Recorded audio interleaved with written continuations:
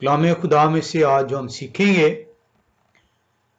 سیکھیں گے کہ خدائے قدوس کس طریقے سے جو ہے ایک غیر بنی اسرائیل ایک ایسے شخص کو جو خدا کو نہیں جانتا،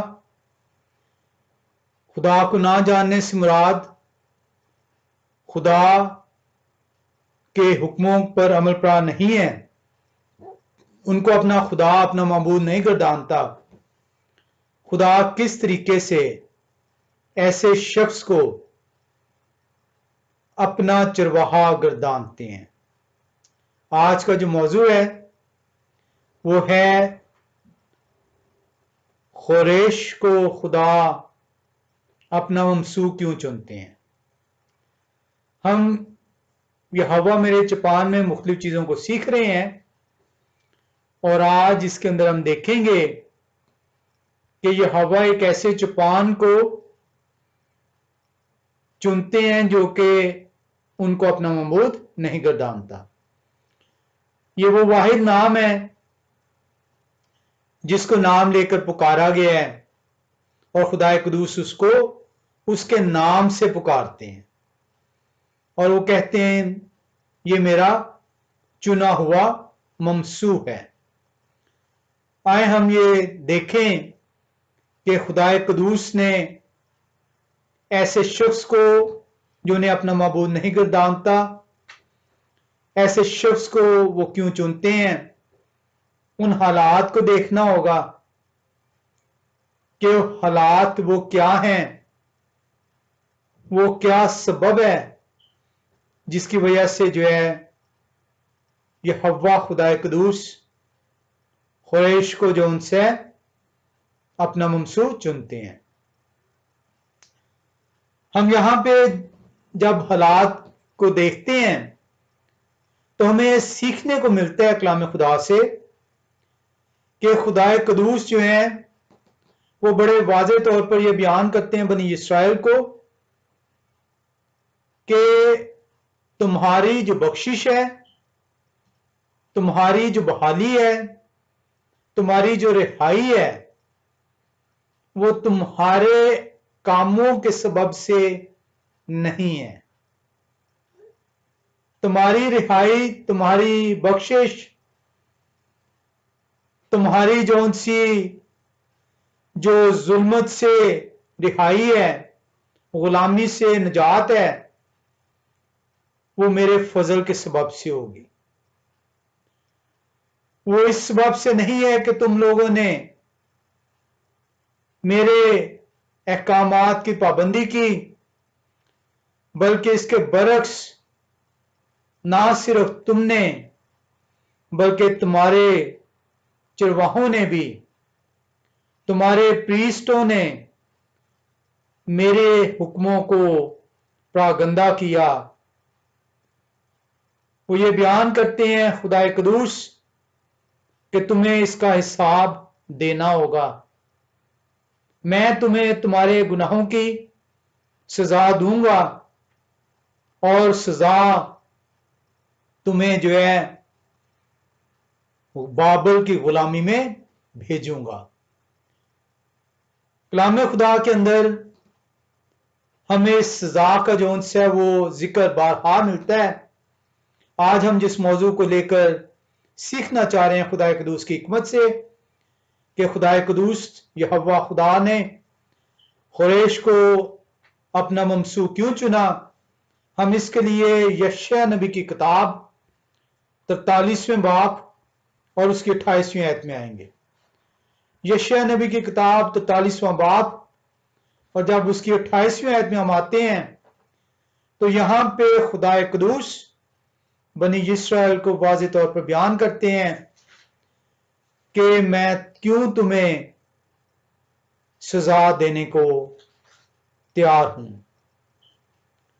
کیوں تمہاری سزا تم پر واجب ٹھہرتی ہے۔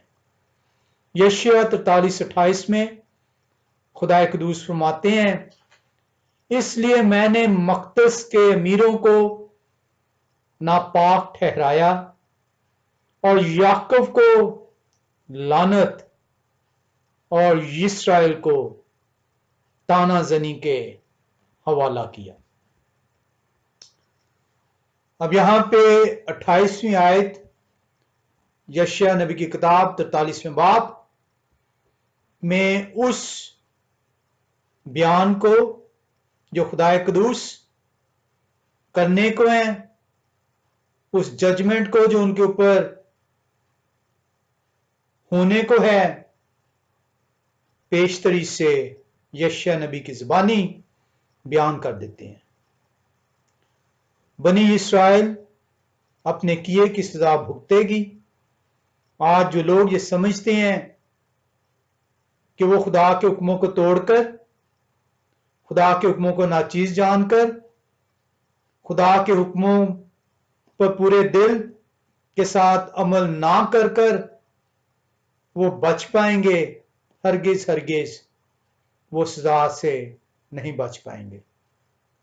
خدا نے بنی اسرائیل کو پیشتر سے اس کا بیان فرما دیا تھا، اور 28ویں باب 43ویں باب کی 28ویں آیت میں 2 چیزوں کو بیان کرتے ہیں خدا قدوس۔ خدا قدوس بیان کرتے ہیں، وہ کہتے ہیں 28ویں باب 43ویں باب کی 28ویں آیت میں، اس لیے میں نے مقدس کے امیروں کو ناپاک ٹھہرایا۔ صرف لوگوں کو نہیں، جو میرے مقدس کے امیر تھے، جو میرے چرواہے تھے، جو میرے کاہن تھے، جو میرے وہ لوگ تھے جنہوں نے میرے لوگوں کو لے کر چلنا تھا، میرے احکامات کی بابت بتانا تھا، انہوں نے میرے مقدس کو ناپاک کیا، میرے مقدس کی تعظیم نہ کروائی، اس لیے میں نے مقدس کے امیروں کو ناپاک ٹھہرایا۔ یہ آج کے پادری، آج کے کلام سنانے والے، آج کے چرواہے اگر خدا کے مقدس کو ناچیز جانیں گے اور خدا کے مقدس کی تعظیم نہیں کروائیں گے، تو خدا ایسے لوگوں کو پیشتری سے بیان کر چکے ہیں کہ وہ ناپاک ٹھہریں گے۔ اور اس کے اگلے حصے میں آپ دیکھتے ہیں کہ نہ صرف یہ لوگ، یہ چرواہے، یہ کلام سنانے والے، یہ پریسٹ، یہ منسٹر، یہ فادر، یہ بشپ، جو مرضی عہدہ آپ اپنے ساتھ لگا لیں، اگر آپ نے خدا کے مقدس کی تعظیم نہ کی اور نہ ہی کروائی تو آپ ناپاک ٹھہریں گے۔ اور دوسرا لکھا ہے، اور یعقوب کو لعنت اور اسرائیل کو تانا زنی کے حوالہ کیا۔ اب یہاں پہ اگر آپ اس کو دیکھیں تو یہاں پہ کلام خدا بڑا واضح طور پر بیان کرتا ہے کہ دونوں کو، تعظیم نہ کروانے والا اور تعظیم نہ کرنے والا، دونوں کے اوپر ججمنٹ جون سی ہے وہ لائی جائے گی۔ اور یہ خدا قدوس اس ججمنٹ کو لانے سے پیشتر، ہر وہ کام کرنے سے پیشتر جو انہوں نے جن کا ارادہ کر بیٹھے ہیں وہ ہو کر رہے گا، اور اس کا اعلان پہلے سے کر دیتے ہیں۔ اور ہم دیکھتے ہیں کہ بنی اسرائیل کے اوپر اس لعنت کو ان کے کاہنوں پر، ان کے امیروں پر، ان کے پریسٹوں پر لاد دی جاتی ہے۔ تو یہ مت سمجھیں کہ بنی اسرائیل جو خدا کی چنی قوم ہے، اگر وہ گناہ کرتی ہے اور وہ اس لعنت کا شکار ٹھہرتی ہے تو میں اور آپ جو غیر اقوام میں سے ہیں، جو اس کفارے کے باعث بنی اسرائیل میں پیوست کیے گئے ہیں، بچ پائیں گے۔ ہمیں اس کے ساتھ ایک صلح کی نوید سنائی گئی ہے۔ ایک سلامتی کا پیغام دیا گیا ہے. ہمیں یہ کہا گیا ہے، ہمیں یہ بیان کیا گیا ہے کہ تیرے گناہ کے سبب، تیری نافرمانی کے سبب تو میرے حکموں کو ناچیز جانتا ہے، تو پورے دل سے جون سے میرے حکموں کی پیروی کرنے کے لیے تیار نہیں ہے، نیم دلی کے ساتھ، گرم سرد ہونے کے سبب سے تو میرے حکموں کو طاق میں رکھ دیتا ہے، تو اپنے آپ کو افسر ٹھہراتا ہے، تو اپنے تائیں جون سے ہے ان نعمتوں کی تلاش کرتا ہے. آئے نادان، یہ نعمتیں جو ہیں میرے حکموں کو ٹال کر، میرے حکموں کو ناچیز جان کر کیا تو حاصل کر پائے گا؟ میں تیرے سے تیری صحت لے لوں، میں تیرے سے تیری عقل لے لوں، میں تیرے سے تیری سانس لے لوں. تو نعمت جو میں نے تجھے عطا فرمائی ہے، کیا اس کا مزہ چکھ پائے گا؟ آئے نادان، کیوں تو میرے حکموں کو ناچیز جانتا ہے؟ کیوں تو اسے گرم سرد، کیوں تو اسے نیم گرم، کیوں تو اسے نیم دلی کے ساتھ ادا کرتا ہے؟ کلام خدا ہمیں بیان کرتا ہے کہ خدا شفقت میں غنی ہے، وہ رحم کرنے میں غنی ہے، وہ قہر کرنے میں دھیمے ہیں. خدا ہمیں اس کی نوید دیتے ہیں، اور خدا بنی اسرائیل کو بھی یہ سکھاتے ہیں. آئے ہم یشیاہ نبی کی کتاب 44ویں باب میں آئیں. یہ 43ویں باب کی 28ویں آیت کا کنٹینیوشن ہے. اسی کی آگے خدا بیان کر رہے ہیں کہ ججمنٹ ہی نہیں، تجھے سزا ہی نہیں، او میرے بچے، او میری آنکھ کے پتلے، آئے میری قوم، سزا تیرا حق ہے، لیکن میں پھر سے تجھے سنبھال لوں گا. یہ اسی طرح سے ہیں جس طرح زمینی ماں باپ اپنے بچے کی غلطیوں پر غصے ہوتے ہیں، جھڑکتے ہیں، سزا دیتے ہیں، پھر سے بچے کو سینے سے لگا لیتے ہیں. تو وہ آسمانی باپ جس نے یہ رحم آپ کے اندر ڈالا ہے، وہ کتنا رحیم ہے. آئے ہم یشیاہ 44ویں باب کو دیکھیں، اس رحمت کو دیکھیں جو ہمیں سیکھنے کو خدا دیتے ہیں. ہم 44ویں باب کی پہلی 5 آیات کو پہلے دیکھیں گے، کیونکہ قریش کو جو خدا قدوس اپنا ممسو چنتے ہیں، اس کو جاننے کے لیے ہمیں ان حالات و واقعات کو سیکھنا ہوگا. ہمیں یہ جانچنا ہوگا کہ خدا قدوس نے کیوں، کس وجہ سے ایسے شخص کو اپنا ممسو چنا ہے، اپنا چرواہا گردانا ہے، جو ان کو اپنا معبود ہی نہیں مانتا. ہم 44ویں باب یشیاہ کی پہلی 5 آیات کو دیکھیں تو کلام خدا ہمیں یوں سکھاتا ہے، لیکن اب آئے یعقوب میرے خادم اور اسرائیل میرے برگزیدہ سن. وہ کان کھول لے، اپنے کانوں کی جو میل اسے نکال لے. یہ میل کی وجہ سے، یہ گندگی کی وجہ سے میری آواز تیرے تک نہیں پہنچ پاتی. آج آپ کے کان میں میل ہو، آپ ڈاکٹر کے پاس فوراً بھاگے جاتے ہیں، ڈاکٹر مجھے آواز نہیں سنائی دیتی. خدا قدوس نے تو پہلے سے آپ کو بتایا کہ اپنے کانوں کو کھول کر رکھیں تاکہ ان کی آواز آپ کے کانوں میں آ سکے، آپ سن پائیں. لیکن اب آئے یعقوب میرے خادم اور اسرائیل میرے برگزیدہ سن. یہ ہوا تیرے خالق جنہوں نے رحم ہی سے تجھے بنایا اور تیری مدد کریں گے. یوں فرماتے ہیں یعقوب میرے خادم اور یسرون میرے برگزیدہ خوف نہ کر، کیونکہ میں پیاسی زمین پر پانی انڈیلوں گا اور خشک زمین میں ندیاں جاری کروں گا. میں اپنی روح تیری نسل پر اور اپنی برکت تیری اولاد پر نازل کروں گا، اور وہ گھاس کے درمیان اگیں گی جیسے بہتے پانی کے کنارے پر بید ہو.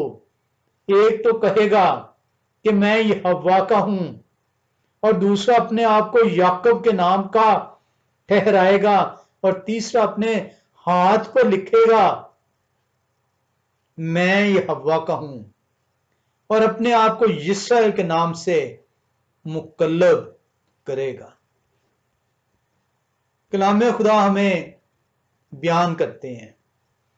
آپ نے دوسری آیت کے اندر دیکھا ہے، پہلی آیت ہی آپ کو بیان کرتی ہے، وہ کہتی ہے او یعقوب my servant hear open your ear، او سن میرے بندے، او میرے خادم یعقوب میری بات سن، میرے برگزیدہ اسرائیل میں نے تجھے چنا ہے، میری آواز پہ کان دھر. کیوں خوف کرتا ہے؟ کیوں چھپتا ہے؟ خوف نہ کر، تو میرا ہے، میں تیرا خالق ہوں، اور میں تجھے بنانے والا ہوں، میں نے تجھے رحم ہی سے بنایا ہے، اور یقین رکھ میں تیری مدد کروں گا. یہ یہوہ کا وعدہ ہے. آپ دوسری آیت میں دیکھتے ہیں یہوہ تیرے خالق جنہوں نے رحم ہی سے تجھے بنایا. کہتے آپ انہیں خالق ہیں، سنتی آپ ان کے نہیں ہیں. اپنے خالق اپنے بنائے ہوئے کیسے آپ مخلوق ہیں کہ اپنے خالق کی آواز نہیں سنتے؟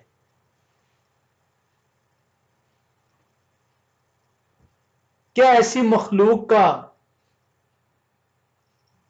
وجود جو ہے وہ ضروری ہے جو اپنے خالق کی اس کا انکار کر دے؟ کون آپ کو جو ان سے اپنے خالق کے انکار کی طرف لے کے چلتا ہے؟ اگر وہ آپ انہیں اپنا خالق مانتے ہیں تو کیوں نہیں سنتے؟ وہ کہتے ہیں میں نے آپ کو رحم ہی سے بنایا ہے، میں نے آپ کو چنا ہے، میں نے آپ کو برگزیدگی بخشی ہے. یوں فرماتے ہیں یعقوب میرے خادم اور یسرون میرے برگزیدہ خوف نہ کر. کاش میں اور آپ جو ان سے یہ جان سکتے، انہوں نے بولا کیا ہے؟ انہوں نے کہا ڈو ناٹ فیئر او یعقوب my servant and Jeshurun whom I have chosen. Jeshurun جو ان سے ہے وہ کلام خدا میں یہاں پر اور اس کے علاوہ ایک اور جگہ پہ صرف خدا نے فرمایا ہے. یشرون اسرائیل کو کہا گیا ہے، اور اس کو کہنے کا مقصد ہے جب کسی کو لاڈ کیا جاتا ہے، جب کسی کو نہایت پیار سے اپنے سینے کے ساتھ بھینچا جاتا ہے، لگا لیا جاتا ہے. یہ یشرون خدا قدوس نے یہاں پر فرمایا ہے اور ایک اور جگہ پر فرمایا ہے استشنا کی کتاب میں، جہاں پہ یہ خدا قدوس اپنا عہد باندھتے ہیں یشرون سے. ایسے نہیں یشیاہ نبی کی زبانی خدا نے ایک مرتبہ پھر سے یشرون کہہ کر پکارا ہے اپنی قوم کو، اس لیے کہہ کر پکارا ہے، انہیں یاد دلایا ہے او آئے میری قوم، تو اس لیے میری قوم ہے کیونکہ میں نے تیرے سے عہد باندھا ہے.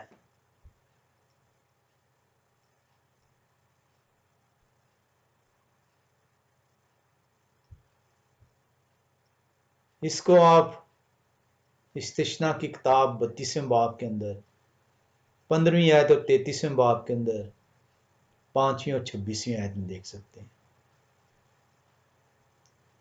خدائے قدوس ایسے نہیں کہا گیا کہ وہ قہر کرنے میں دھیمے ہیں. وہ سزا دیتے ہیں لیکن وہ نہیں چاہتے کہ ہلاکت تک نوبت پہنچے. ایسے نہیں انہوں نے پکار دیا ڈو ناٹ فیئر او یعقوب my servant and Jeshurun whom I have chosen. یہ یشرون اس لیے خدا نے ایک دفعہ پھر سے بنی اسرائیل کو پکارا ہے، اس عہد کو یاد کرایا ہے کہ میں تیرا بنانے والا ہوں، میں تیرا خالق ہوں، میں نے تیرے ساتھ عہد باندھا ہے، میں اپنا عہد نہیں توڑوں گا، میں اپنا عہد نہیں توڑوں گا، تو کیوں جون سے میری نہیں سنتا. تیسری آیت میں اگر آپ دیکھیں تو وہاں پہ لکھتے ہیں، وہ کہتے ہیں کیونکہ میں پیاسی زمین پر پانی انڈیلوں گا اور خشک زمین میں ندیاں جاری کروں گا، میں اپنی روح تیری نسل پر تجھے میں سزا دوں گا. بار بار تو نے میرے حکموں کو ناچیز جانا. آج میں اور آپ بار بار گناہ کرتے ہیں، بار بار خدا کے حکم کو جو ان سے رد کرتے ہیں، بار بار خدا کے حکم کو ناچیز جانتے ہیں. اس کے باوجود کہ خدا کے حکموں کا ہمیں علم ہے،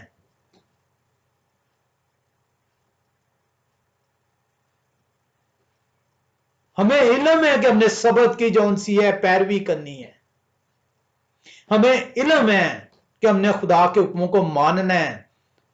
ہم خدا کے حکم کو ناچیز جانتے ہیں، حقیر سمجھتے ہیں، سائڈ پہ کر دیتے ہیں اور اپنے آپ کو افسر ٹھہراتے ہیں. خدائے قدوس کہتے ہیں میں اپنی روح تیری نسل پر اور اپنی برکت تیری اولاد پر نازل کروں گا. بتا دیتے ہیں کہ تجھے جو ان سے میں سزا دوں گا، لیکن میں نے تیرے سے عہد کیا تو میرا ہے، تیری نسل کو میں نہیں چھوڑوں گا، میں اپنی روح اس کے اندر ڈالوں گا اور برکتوں کو تیری اولاد پر نازل کروں گا.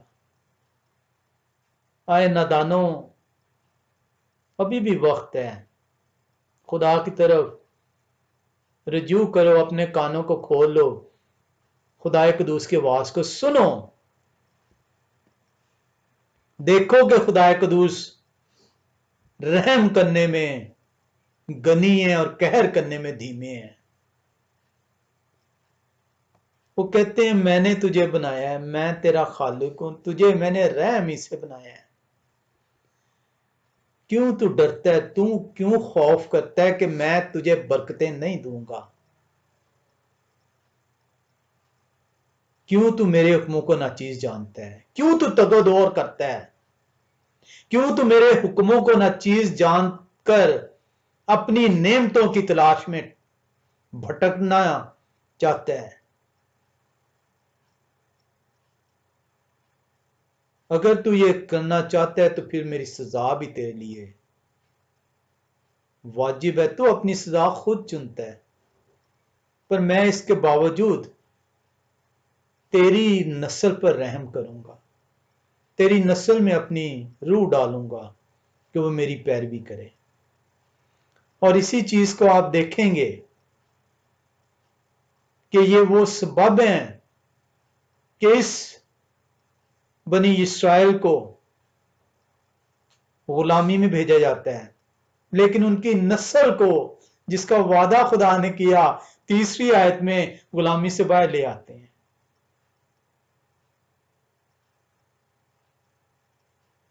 یہ جو بابل کی سزا ہے، رب قدوس نے چاہا تو ہم اس کو بابل کی سزا کو، یہ اتنی خوبصورت اس کی تفسیر ہے.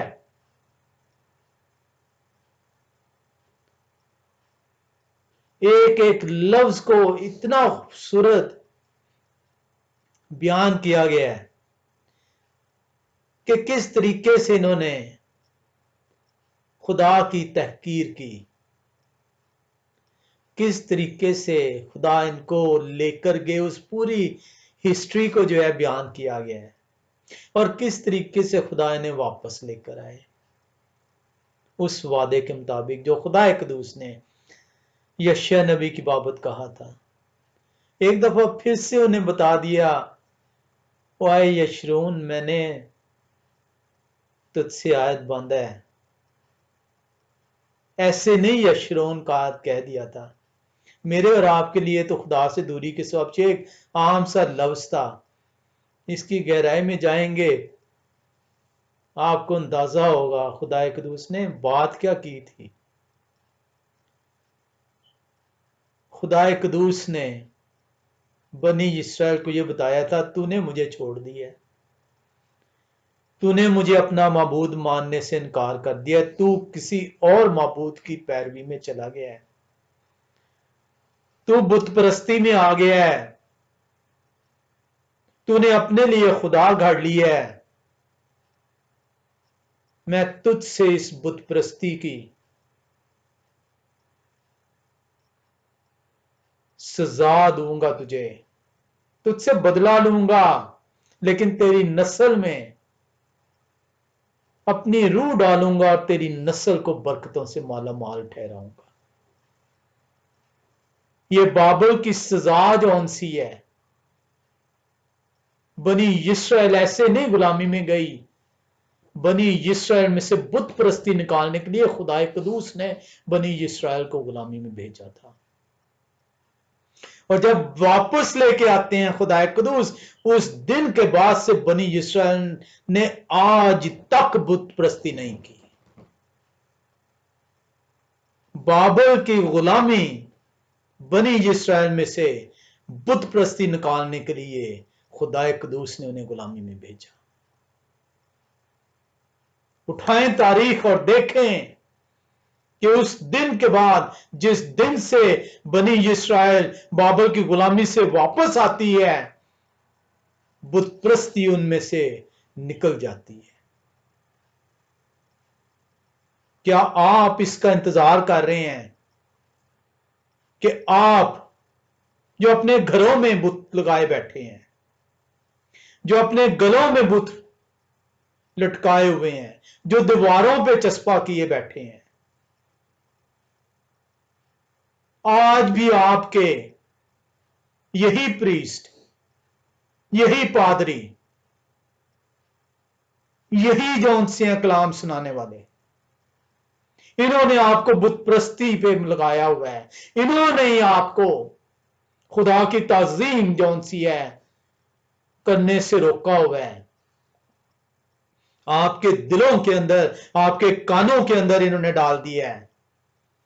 آپ اسی بتوں کے سامنے اپنے سروں کو، اپنے ہاتھوں کو جوڑے ہوئے ہیں، انہی بتوں کے سامنے کھڑے ہوتے ہیں، گھٹنے ٹیکتے ہیں، اپنے سروں کو جھکاتے ہیں، ہاتھوں کو جوڑتے ہیں۔ آپ انتظار کر رہے ہیں کہ آپ کے اوپر بھی سزا لائی جائے۔ آپ کو اندازہ نہیں ہے کہ سزا کیا تھی۔ رب قدوس نے کبھی چاہا تو اس سزا کو ہم دیکھیں گے، آپ حیران رہ جائیں گے کہ سزا ملی کس طریقے سے انہیں۔ لفظ سزا چھوٹا ہے، اس کی گہرائی میں جائیں گے آپ کو اندازہ ہو جائے گا، روح کانپ اٹھے گی۔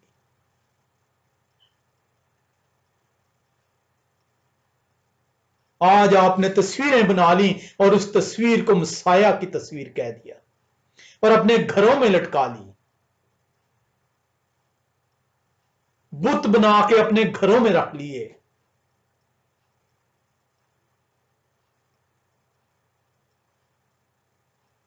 آئے اپنے آپ کو خدا کے لوگ کہنے والوں، باز آ جاؤ، کان کھولو اور سن لو، نہیں تو تم پر بھی جو ان سے خدا کا یہ عذاب نازل ہوگا۔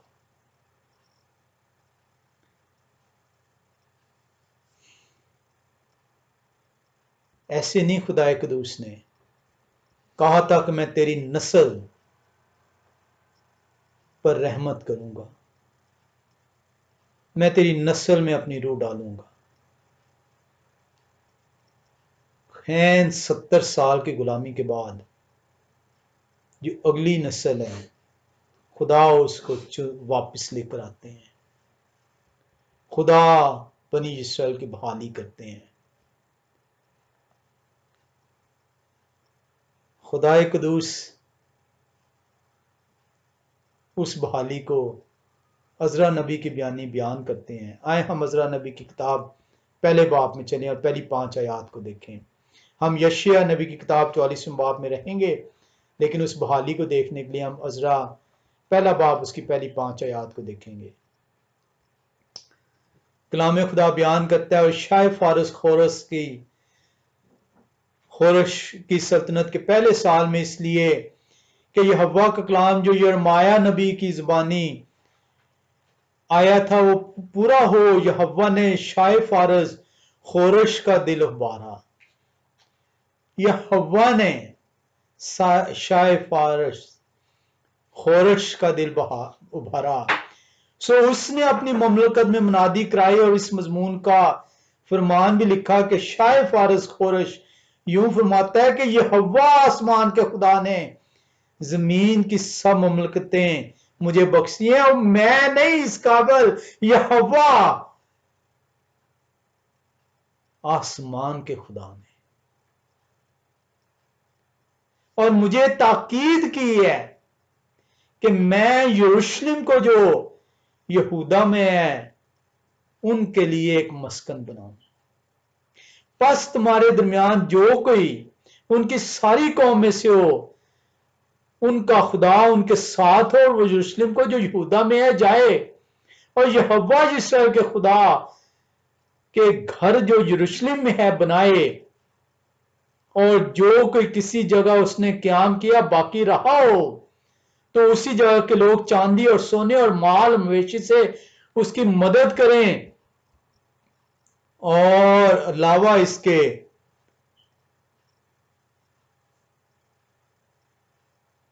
وہ خدا کے گھر کے لیے جو یروشلم میں ہے رضا کے ہدیے دیں۔ خدا نے ایسے نہیں کہا تھا یشیاء نبی کی زبانی کہ میں اپنی روح تیری نسل میں ڈالوں گا اور تیری اولاد کو برکتیں بخشوں گا۔ تب یہودا بنیامین کے بائے خاندانوں کے سردار اور کاہن اور لاوی اور وہ سب جن کے دل کو خدا نے ابھارا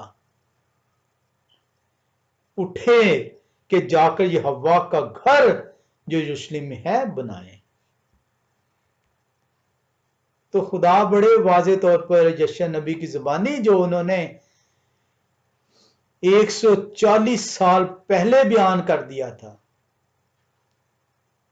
کہ میں کروں گا کیا اور کس طریقے سے تم غلامی میں جاؤ گے، اور اس نسل کو میں سزا دوں گا لیکن ان کی اولاد سے اپنا عہد نہیں توڑوں گا، اپنی روح ان کے اندر ڈالوں گا اور انہیں اس روح کے وسیلے سے برکتیں جون سی ہیں بخشوں گا۔ عزرا نبی جب یہ بحالی ہوتی ہے تو وہ اس کو بیان کرتے ہیں۔ کلام خدا بڑا واضح ہے، ایک ایک چیز کو بیان کرتے ہیں۔ ہم دیکھ رہے ہیں کہ خدا قدوس بنی اسرائیل کو بیان کرتے ہیں، وہ بیان کرتے ہیں، وہ کہتے ہیں تم نے اور معبودوں کو چن لیا، آج میں نے اور آپ نے بھی انہی خدا کے اپنے آپ کو کہلوانے والے کہ ہم میں ان کے چروائے، انہی کی بدولت ہم نے خدا کو جو ان سے بے حرمت کی ہے۔ آپ کے گھروں کی دیواروں پر، دروازوں پر انہی بت پرستوں نے آپ کو بت پرستی کی طرف مائل کر کر شبیہیں اور مورتیاں آپ سے بنوائیں اور آپ کے گھروں کے اندر سجوائیں۔ آئے ہم دیکھیں کہ میرا اور آپ کا خدا کیسا خدا ہے۔ آئے ہم دیکھیں یشیاء نبی کی کتاب 44 باب کی 6 سے 8 آیت میں کلام خدا بیان کرتا ہے یہوہ اسرائیل کے بادشاہ اور ان کے فدیہ دینے والے رب الفات یوں فرماتے ہیں میں ہی اول و آخر ہوں اور میرے سوا کوئی خدا نہیں، اور جب سے میں نے قدیم لوگوں کی بنا ڈالی کون میری طرح بلائے گا اور ان کو بیان کرے گا کہ میرے لیے ترتیب دے گا۔ ہاں جو کچھ ہو رہا ہے اور جو کچھ ہونے والا ہے اس کا بیان کریں، اگر وہ میرے پائے کے خدا ہیں، اگر وہ میرے پائے کے معبود ہیں جنہیں تم نے مجھے چھوڑ کر ان کو چنا ہے، تو وہ بیان کریں کہ جو ہو رہا ہے اور جو ہونے والا ہے اس کو بیان کریں۔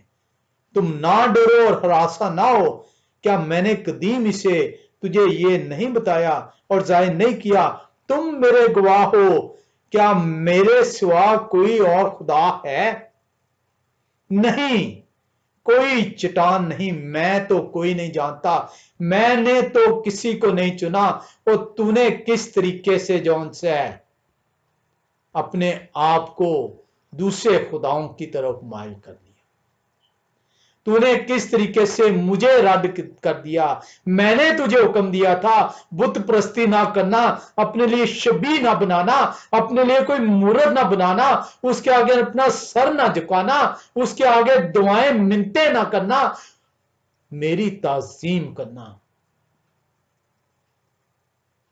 کس نے تیرے گھروں میں، تیری دیواروں پر، تیرے گلے میں یہ شبیہیں اور مورتیں لٹکا دی؟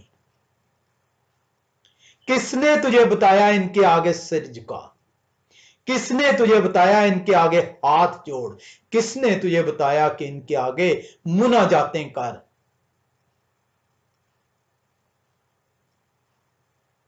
خدائے قدوس تین طریقوں سے اپنے آپ کو ان معبودوں سے علیحدہ گردانتے ہیں۔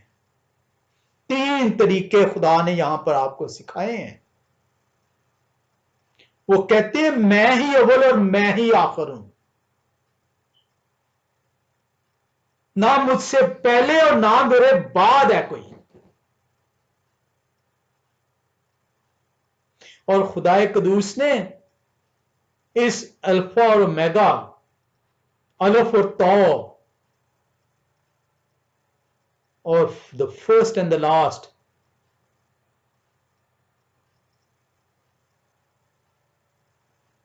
پہلا اور آخری، اول و آخر، کلام خدا میں خدائے قدوس تین مرتبہ اس کو ادا کرتے ہیں۔ یشیع نبی کی زبانی 44ویں باب کی 4تھی آیت، 44ویں باب کی 6ٹھی آیت اور 48ویں باب کی 12ویں آیت میں تین مرتبہ خدائے قدوس بتاتے ہیں کہ میں الفا اور اومیگا، اول و آخر، the first and the last, الف اور تو، عبرانی زبان کے الفابیٹ سے۔ ایسے نہیں مسیح نے بھی تین مرتبہ یہی چیز کو ادا کیا، مسیح نے بھی تین مرتبہ اپنے آپ کو the first and the last, alpha اور اومیگا، اول و آخر کا۔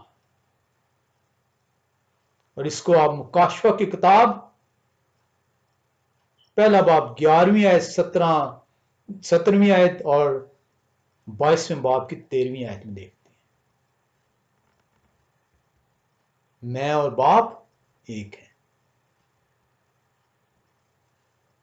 خدائے قدوس اپنے آپ کو ان معبودوں سے ڈفرینشیٹ کرتے ہیں تاکہ میں اور آپ سیکھ سکیں، میں اور آپ جان سکیں کہ میرا خدا اول اور آخر ہے، نہ ان سے پہلے ہے کوئی، نہ ان کے بعد ہے کوئی۔ دوسرا وہ یہ بیان کرتے ہیں 7ویں آیت میں جو آپ نے پڑھا، وہ کہتے ہیں یہ میں ہوں جو تمام جو کچھ آج تک ہوا ہے وہ میں اس کو ایسٹیبلش کرنے والا ہوں۔ میں نے ان کی تاریخ لکھی ہے. I am the God of all history.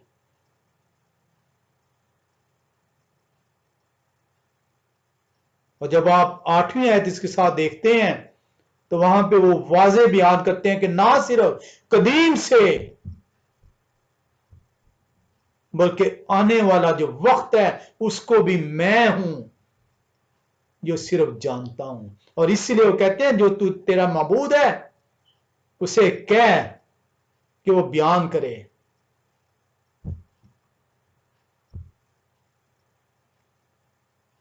میں تو تجھے قدیم سے بتا دیتا ہوں.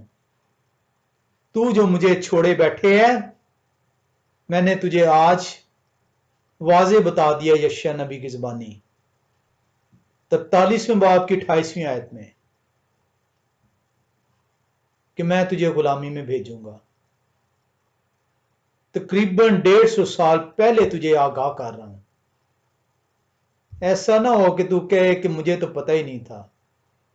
آج بھی آپ کو اس کلام کی بدولت آگاہ کیا جا رہا ہے کہ اپنے آپ کو تبدیل کر لیں، اپنے کانوں کو کھول لیں اور خدا کی طرف رجوع لائیں. اس بت پرستی سے اپنے آپ کو باز رکھیں. ان شبیوں کو، ان مورتیوں کو اپنے گھروں سے انہیں توڑیں، انہیں جلائیں. یہ آپ کے معبود نہیں ہیں. خدا نے واضح حکم دیا ہے دوسرے حکم کے اندر نہیں کریں گے. تو جس طرح بنی اسرائیل کو غلامی میں بھیجا گیا، آپ بھی غلامی کے اندر رہیں گے، تیگ ہو جائیں گے، ظلمت کا شکار ٹھہریں گے. اب بھی وقت ہے. مت کہیے گا کہ کلام خدا ہم تک پہنچا ہی نہیں. آئے ہم دیکھیں کہ وہ لوگ جو ان سو کالڈ پریسٹ، پادری، کلام سنانے والوں کے پیروکار ہیں اور ان آئیڈل ورشپنگ کر رہے ہیں، بت پرستی کی طرف مائل ہیں. آئیں آج ہم سیکھیں اور عبرت حاصل کریں کہ ہم کر کیا رہے ہیں.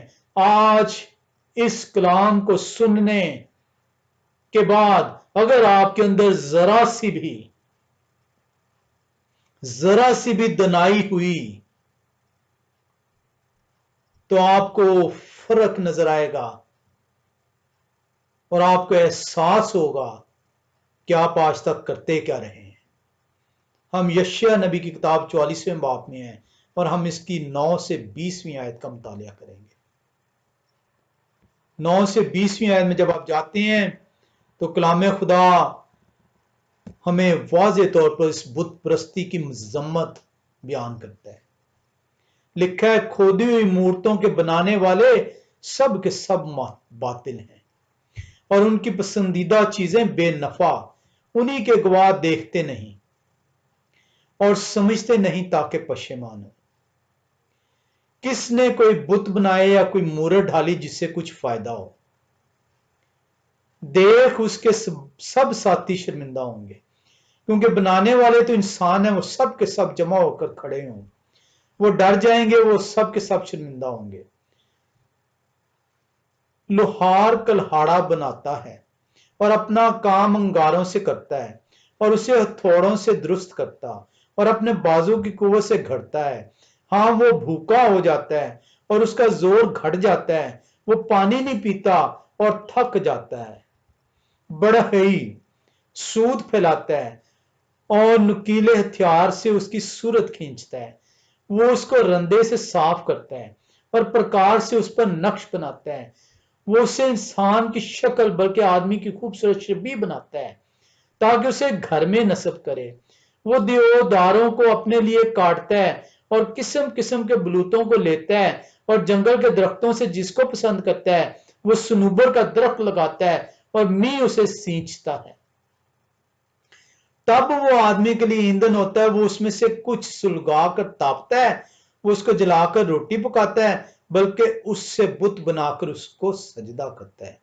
वो खोदी हुई मूर्त बनाता है और उसके आगे मुंह के बल गिरता है, उसका एक टुकड़ा लेकर आग में जलाता है और उसी के एक टुकड़े पर गोश्त कबाब करके खाता और सेर होता है। फिर वो तापता और कहता है, आहा मैं गर्म हो गया, मैंने आग देखी। फिर उसकी बाकी लकड़ी से देवता यानी खोदी हुई मूर्त बनाता है और उसके आगे मुंह के बाल गिर जाता है और उससे सिजदा करता है और उससे इल्तिजा करके कहता है, मुझे निजात दे क्योंकि तू मेरा खुदा है। ये हम काम कर रहे हैं। आपके घरों के अंदर जो बुत हैं, जो तस्वीरें हैं, वो आए कम अक्लो आए नादानो, वो आपके हाथ की तख्लीक है। वो आप अपनी तख्लीक ही से अपनी निजात की उम्मीद लगाए बैठे हैं। इससे ज्यादा नादानी किसकी होगी कि आप जो खालिक हैं अपनी तख्लीक के गुलाम हैं। कभी किसी ने सोचा कि ये जो तस्वीर आप अपने घरों में लेके आते हैं, ये जो बुत आप अपने घर में लेके आते हैं, और ये तख्लीक है खालिक की। आप खालिक हैं, आपकी ये तख्लीक है और अपनी तख्लीक के आप गुलाम हो गए हैं। आपने ये तस्वीर बनाई, आपने ये छवि बनाई, आपने वो पत्थर लिया, आपने उस पत्थर को सींचा, आपने उस पत्थर को गूंदा, आपने उसको जो है नक्शो नगार दिए और उसी के आगे आप सजदा ज़ेर हो जाते हैं। इससे ज्यादा बेअकल इंसान कौन होगा जो अपनी तख्लीक का गुलाम हो जाए।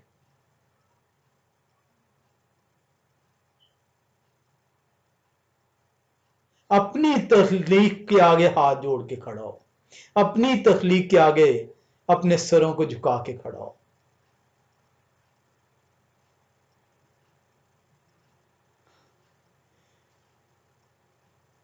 कलाम खुदा को बयान करता है कि आप कौन हैं। वो नहीं जानते और नहीं समझते क्योंकि उनकी आंखें बंद हैं। बस वो देखते नहीं और उनके दिल सख्त हैं, बस वो समझते नहीं। बल्कि कोई अपने दिल में नहीं सोचता और ना किसी को मार्फत और तमीज है कि इतना कहे कि मैंने तो इसका एक टुकड़ा आग में जलाया और मैंने इसके अंगारों पर रोटी भी पकाई और मैंने गोश्त बुना और खाया। अब क्या मैं इसके बकिया से एक मकरूह चीज बनाऊं? क्या मैं दरख्त के कुंदे को सजदा करूं? और उसी दरख्त को आपने काट दिया, उसी दरख्त को जला दिया, उसी दरख्त से आपने खाना बनाया, उसी दरख्त से आपने अपने लिए मूर्त बना ली। एक ही मट्टी को आपने अपने घर के लिए जो उनसे बुनियाद में डाल दिया और उसी मट्टी से अपने लिए जो उनसे गुसल खाना बना लिया और उसी मट्टी से आपने लिए अपने जो उनसे गलाजा दूर करने के लिए उसको इस्तेमाल कर लिया और उसी मट्टी को नक्शो नगार बनाकर उसको से आगे सजदा ज़ेर हो जाते हैं।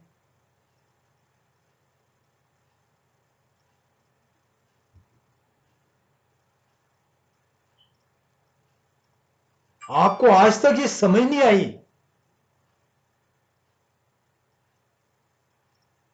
कि उसी मट्टी को आप मकरूह करते हैं और उसी मट्टी को आप अपने लिए अफजल ठहरा देते हैं।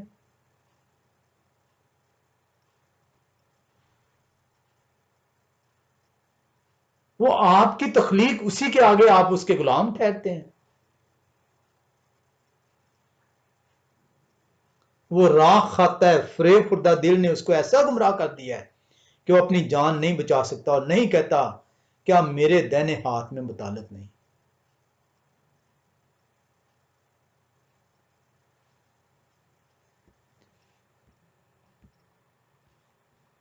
काश ये कलाम आपको कोई सुना सकता, कोई सिखा सकता, कोई बता सकता, ओ आए नदान तू कर क्या रहा है, तू अपनी बनाई हुई चीज का गुलाम हो गया है। तेरे ही हाथों से ये छवि बनी है और इसी के आगे तूने अपने सर को झुका दिया। तेरे ही हाथ से ये बुत बना है और इसी का तू जो है आगे अपने हाथ जोड़े बैठा है। हर वो शबी, हर वो बुत, हर वो मुजस्मा जो आपकी तख्लीक है, जिसके आप आगे सिर झुकाते हैं, जिसके आगे हाथ जोड़ते हैं, जिसके आगे मुनाजातें करते हैं, वो बुत परस्ती है। इससे ज्यादा आसान कलाम खुदा आपको नहीं सिखा सकता कि बुत परस्ती क्या है।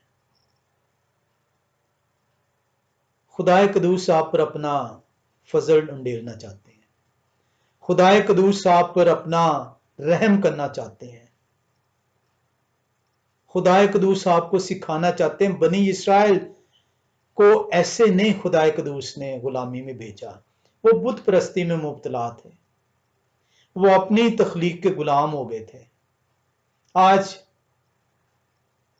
मैं और आप भी अपनी तख्लीक के गुलाम हैं। बनी इस्राइल को सिखाने वाले उनको गुलामी में लेकर गए, आज आपको भी आपके सिखाने वाले गुलामी में लेकर जाते हैं। खुदाए कदूस आपको बड़े वाजे तौर पर हम यशायाह 44वें बाब के अंदर इसीलिए जा सीख रहे हैं ताकि आप जान सकें कि खुरैश को खुदाए कदूस ने ममसूर क्यों चुना है। 21 और 22वें आयत में देखें तो कलाम खुदा आपको फिर से नवीद सुनाते हैं। आए याकूब, आए इस्राएल, इन बातों को याद रख क्योंकि तू मेरा बंदा है, मैंने तुझे बनाया, तू मेरा खादिम है। आए इस्राएल, मैं तुझको फरामोश ना करूंगा, मैंने तेरी खताओं को घटा की मानिंद और तेरे गुनाहों को बादल की मानिंद मिटा डाला। मेरे पास वापस आ जा क्योंकि मैंने तेरा फिदिया दी है।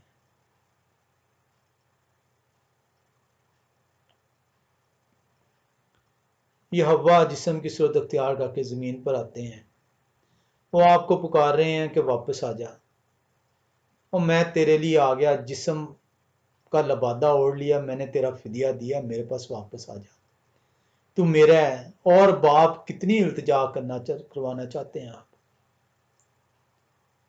कितना अपने बाप को आप रंजीदा करना चाहते हैं, कितना उसे रुलाना चाहते हैं। क्यों नहीं आप सीख रहे, क्यों नहीं आप समझ रहे?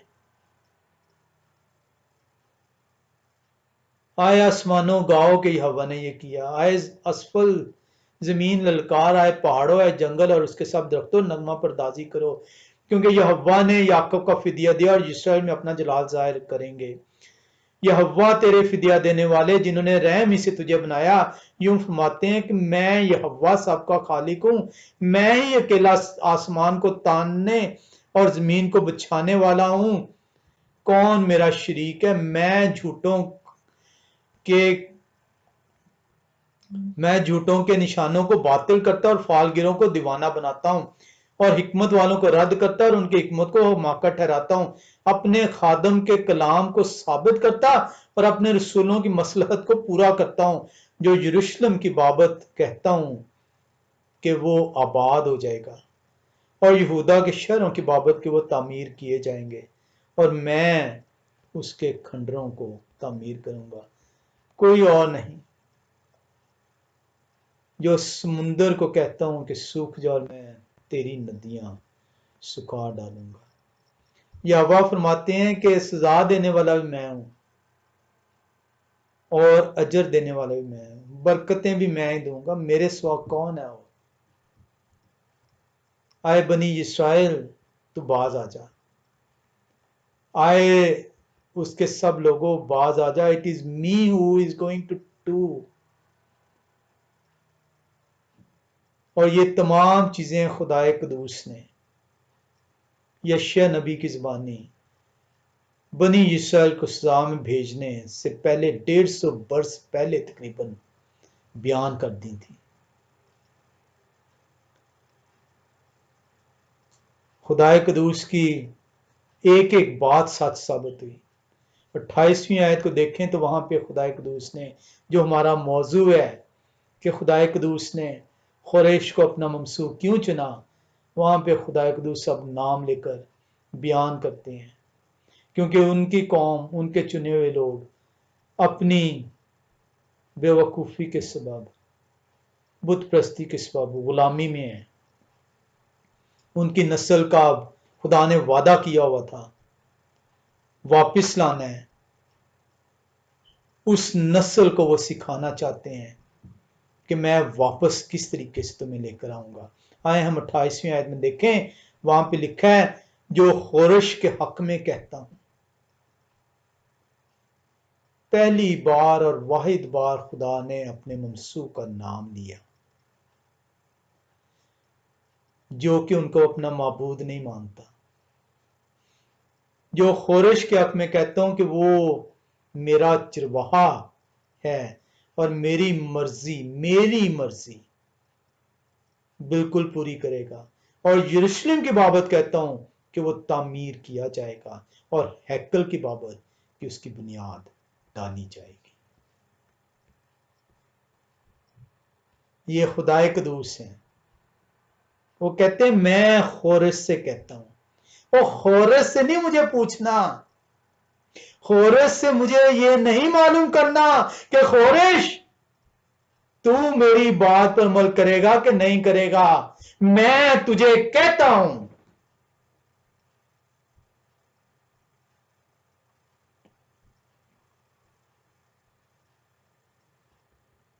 खुदाए कुदूस अपनी अथॉरिटी जाहिर करते हैं। तू मुझे माबूद नहीं मानता, मैं तुझे बताता हूं कि मैं कौन हूं।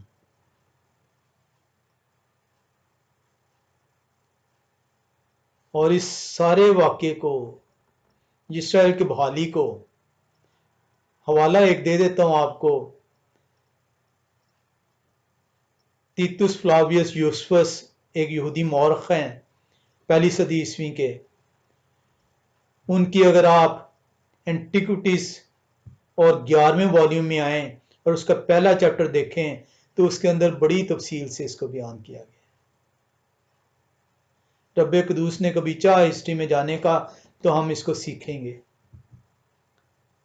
खुदाए कदूस खोरश का सिर्फ नाम नहीं ले रहे, खोरश को सिर्फ ये नहीं कहते, वो ये नहीं कहते कि मैं खोरश, मैं तुझे कहता हूं। खोरश को स्पेसिफिक इंस्ट्रक्शंस देते हैं खुदाए कदूस।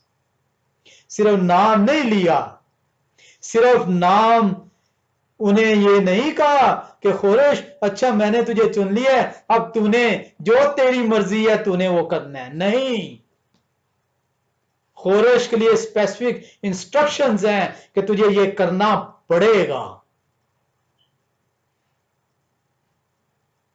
आए हम 45वें बाब में चलें और पहली 7 आयात में उन इंस्ट्रक्शंस को देखें। कलाम खुदा हमें क्या सिखाता है। कलाम खुदा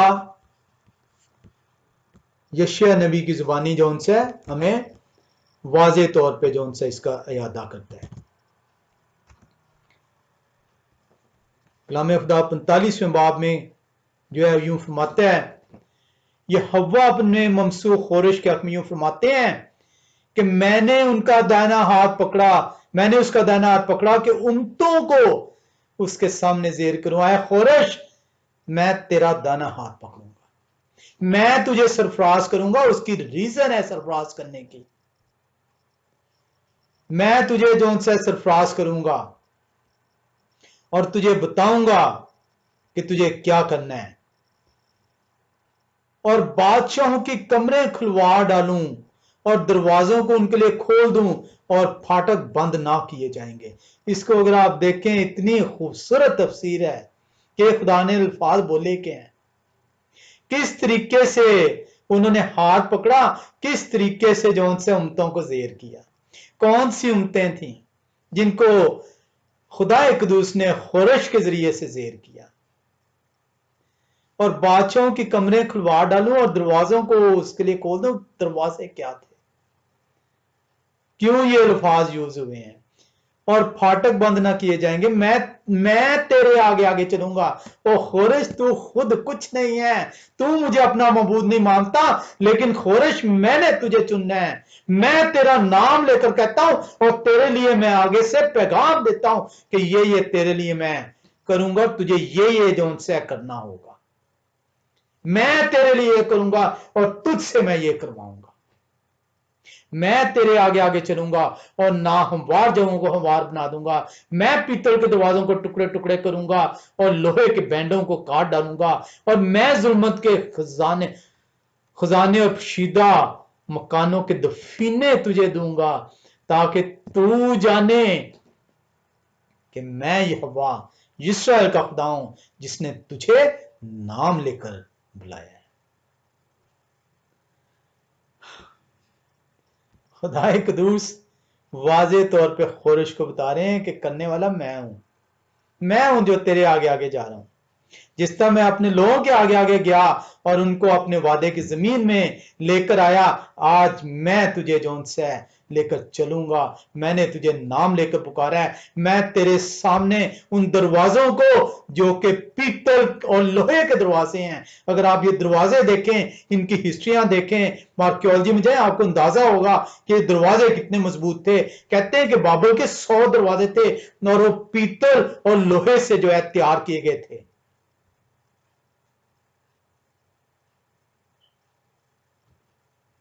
किस तरीके से बाबल को जो है फतह किया गया, किस तरीके से शायद फारस खोरश ने बाबल को फतह किया, किस तरीके से खुदा ने कहा कि ये दरवाजे और दीवारें तेरे सामने कुछ नहीं होंगी, मैं आगे हूं। मैं दफीने जो दफन किए गए हैं, खजानों को दफन कर दिया जाता था, उसको अगर आप देखें, अभी रिसेंटली एक जो उनसे वर्ल्ड वॉर 2 का खजाना जो उनसे वो फाइंड आउट किया गया है। आप जो उनसे क्या कहते हैं, देखें इन खजानों को, तो खुदा कदूस आपको सिखाते हैं कि जो उन्होंने कहा है किस तरीके से खजाने खोरश के लिए खोल दिए गए थे। वो दफन शुदा खजाने जो जमीन के अंदर दफन थे। क्यों मैं ये करूंगा? ताकि तू जाने। 3 चीजें खुदा कदूस ने खोरश को क्यों चुना, हमें बयान करती हैं। आपने उस पस मंजर को देख लिया कि खोरश की खुदा कदूस ने क्यों उन्हें चुना गया। वो क्या सबब था, वो क्या वजूहात थी कि खुदाए कदूस की कौम को सजा मिली, खुदाए कदूस की कौम गुलामी में गई, और किस तरीके से अगली नस्ल को खुदाए कदूस ने वापस लाना था। उसके लिए खुदाए कदूस ने एक गैर कौम के शख्स खोरश को जो उनसे है वो चुना। खुदाए कदूस बयान करते हैं, कहते हैं कि तुझे मैंने इसलिए चुना है ताकि तू जाने, ताकि तू जाने कि मैं यहोवा इस्राएल का खुदा हूं। ये मत समझ कि तूने बाबल को फतह किया है, तूने दुनिया को फतह किया है, तूने अपने आप किया। मैं तुझे लेकर चलूंगा। मैं हूं जिसने तुझे ये फतह दिलाई है। मैं हूं जिसने तेरे लिए दफीने खोल दिए हैं। मैं हूं जिसने तेरे लिए पीतल और लोहे के दरवाजों को तय तेग कर दिया है, ताकि तू ये जान सके कि ये कौम जो आज इस गुलामी के अंदर है, मैं इसका खुदा हूं। चौथी आयत क्या कहती है? कहती है, मैंने अपने खादम याकर और अपने बरगजीदा इस्राएल की खातिर तुझे नाम लेकर बुलाया है। तू मेरे लिए कुछ नहीं है, मैंने तुझे इसलिए चुन लिया क्योंकि मैंने अपने कौम इस्राएल को रिहाई दिलानी है। मैंने तुझे एक लक़ब बख्शा, अगरचे तू मुझको नहीं जानता। तूने तो मुझे नहीं पहचाना, तू तो मेरी तरफ नहीं रजू हुआ।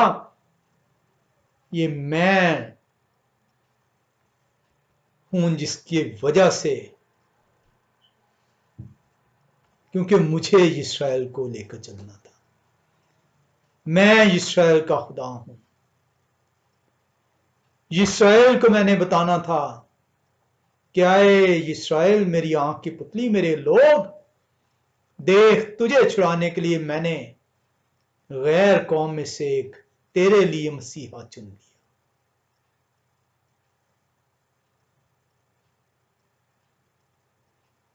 مسیحا، مشیاخ عبرانی زبان کا لفظ جس کو آپ انوائنٹڈ انگلش میں کہتے ہیں، مسا کیا وہ کہتے ہیں، جس کے اوپر خدا اپنی روح ڈال دیتے ہیں مقصد کے لیے،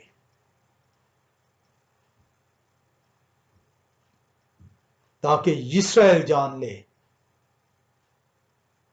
وہ یہ جان لے کہ میں نے کس طریقے سے جو وعدہ کیا تھا یشیا نبی کی زبانی 44ویں باب کی 3 آیت میں کہ تیری نسل کو میں اپنی روح ڈالوں گا اور تیری اولاد کو برکتیں دوں گا، کس طریقے سے پورا کروں گا۔ اور نہ صرف آئے خورش تو جان لے کہ میں اسرائیل کا خدا ہوں، نہ صرف اسرائیل جان لے کہ میں ہی ان کا واحد خدا ہوں، بلکہ سارا جہاں جان لے کہ اسرائیل کا خدا ہر چیز پر قادر ہے۔ اور اس کو آپ 7ویں آیت میں دیکھتے ہیں، لکھا ہے 5ویں آیت سے ہم پڑھتے ہیں، میں ہی یہوہ ہوں اور کوئی نہیں، میرے سوا کوئی خدا نہیں، میں نے تیری کمر باندھی اگرچہ تو نے مجھے نہ پہچانا، تاکہ مشرق سے مغرب تک لوگ جان لیں کہ میرے سوا کوئی نہیں، میں ہی یہوہ ہوں، میرے سوا کوئی دوسرا نہیں، میں ہی روشنی کا موجد اور تاریکی کا خالق ہوں، میں سلامتی کا بانی اور بلا کو پیدا کرنے والا ہوں، میں ہی یہوہ یہ سب کچھ کرنے والا ہوں۔ یہ وہ 3 وجوہات ہیں جس کی بنا پر خورش کو جو ہے خدا قدوس اپنا ممسوح چنتے ہیں، حالانکہ خورش غیر اقوام میں سے ہے، خدا کو اپنا معبود نہیں جانتا، خدا اسے چن لیتے ہیں۔ اس سبب کو آپ دیکھتے ہیں کہ کیوں چنا۔ خدا آپ نے دیکھا کہ خورش کو اس لیے چنتے ہیں تاکہ بنی اسرائیل کو ایک مرتبہ پھر سے یہ بتا سکیں، آئے میری آنکھ کی پتلی، آئے میرے لوگوں، میں تیرا خدا ہوں، میری طرف واپس آ جا، اور دنیا یہ جان سکے کہ خدا کس طریقے سے اپنا کام سر انجام دیتے ہیں۔ وہ جو خدا قدوس کے قوم بھی نہیں، خدا قدوس جیسا چاہتے ہیں وہ کرتے ہیں، اپنا رحم، اپنا کرم خدا قدوس جس پر انڈیلنا چاہیں وہ انڈیل دیتے ہیں۔ ہم یہیں پہ آج ختم کریں گے کیونکہ کلام خدا میں کافی کچھ جو ان سے ہے ہم اس کے اندر جو ہے وہ دیکھ چکے ہیں۔ ہم نے ان وجوہات کو دیکھا، وجوہات تھیں کہ بنی اسرائیل غلامی میں گئے بابل کی، کیوں جو ان سے خدا قدوس بار بار انہیں کہتے رہے، خدا قدوس نے آگاہ کیا۔ ہم نے یہ دیکھا کلام خدا کے اندر کہ بنی اسرائیل اپنے کاہنوں کے سبب، اپنے پریسٹوں کے سبب بت پرستی کی طرف مائل ہوئی، خدا کو چھوڑا، اپنے معبود سے روگردانی کی اور سزا کی موجب ٹھہری۔ خدا جو قہر کرنے میں دھیمے ہیں، شفقت میں غنی ہیں، جو اپنی اولاد سے جو ہے اسے ہلاکت میں نہیں ڈالنا چاہتے، رحم فرماتے ہیں۔ سزا دی انہوں نے، 70 سال کی اس نسل کو سزا ملی، اور اگلی نسل کو خدا نے اپنے وعدے کے مطابق ایک غیر قوم میں سے ممسوح چنا، تاکہ وہ شخص یہ جان لے کہ جو کچھ ہے وہ خدا ہی ہے، اسرائیل کا خدا قدوس خدا ہے۔ اسرائیل یہ جان لے کہ ایک ہی خدا ہے جو کہ واحد معبود ہے، کوئی بت پرستش کے لائق نہیں، کوئی اور خدا نہیں۔ قومیں جان لیں کہ اسرائیل کا خدا اول و آخر ہے، الفا اور اومیگا ہے، الف اور تاء ہے، ابتدا اور انتہا ہے۔ میرے اور آپ کے لیے یہ سبق ہے کہ ہم یہ جان لیں کہ میرا اور آپ کا خدا ایک ہی خدا ہے، جس نے یہ حکم دیا ہے کہ اور معبودوں کی پرستش نہ کرو، شبیوں کو، مورتیوں کو توڑ ڈالو، گھروں سے نکال ڈالو، جلا ڈالو، ایسا نہ ہو کہ تم میرے غضب کا نشانہ ٹھہرو۔ خدا قدوس ہم سب کو توفیق بخشیں کہ ان کے حکموں کو سنیں، سیکھیں اور اپنے تخلیق کے غلام نہ ٹھہریں، بلکہ اپنے خالق کا نعرہ بلند کرتے ہوئے ان کی تمجید کرنے والے ٹھہریں۔ خدا آپ کو برکت دیں، آمین۔